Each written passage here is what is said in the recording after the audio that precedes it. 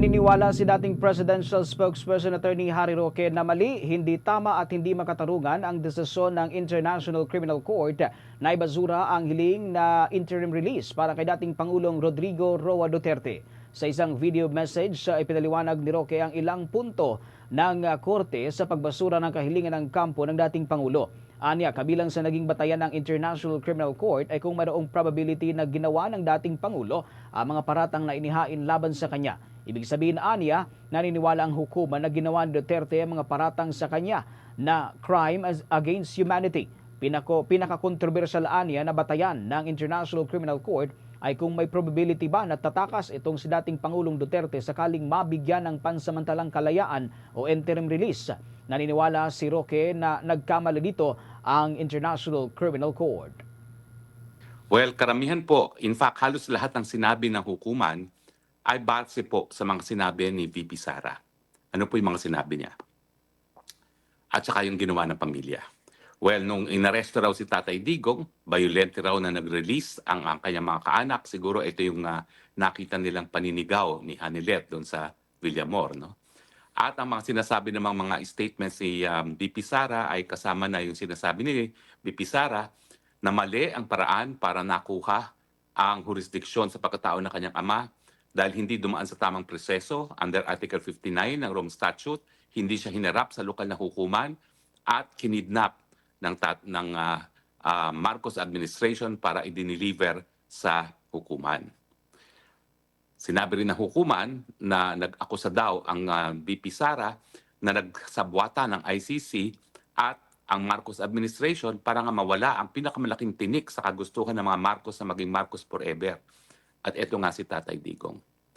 At binanggit pa na nung minsan sa labas po ng hukuman, nagsalita si VP Sara na siguro dapat itakas na lang natin si Tatay Digong.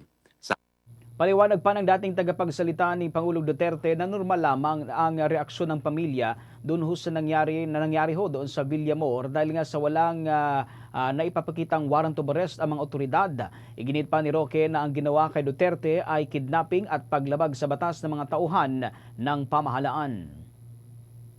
At sa katunayan, nakabinbin ngayon ang kaso dahil dyan sa ombudsman. Laban kay Torre, kay Justice Now Ombudsman Remulla at lahat po ng tao na mayroong papel sa pagkikidnap kay Tatay Digong. So, wag dapat minasama ng hukuman ang isang bagay na illegal na nangyari sa Pilipinas. Kidnapping or unlawful detention po talaga nangyari kay Tatay Digong dahil hindi siya dumaan sa tamang proseso sang-ayon sa Article 59 ng Rome Statute.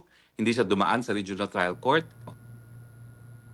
Samantala, sa panim naman ng bomboradyo kay International Criminal Court accredited lawyer Attorney Gilbert Andres, sinabi nito na pinapanalangin nila na matuloy na ang confirmation of charges laban kay dating Pangulong Rodrigo Roa Duterte. Ito ay kasunod nga ng naging pagtanggi ng naturang hukom sa apila ng kampo ng dating Pangulo.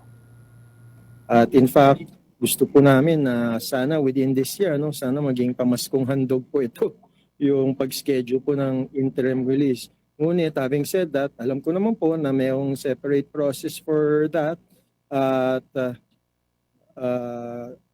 mayroong pong susundin ang ICC Pretrial Chamber but really hope na ma-schedule na po yung confirmation of charges within the year 2025.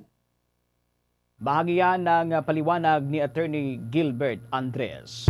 For the most trusted source of news and information, visit our website at www.bomboradio.com. Follow us on Bombo Radio mobile app, Facebook, YouTube, TikTok, and X, formerly Twitter.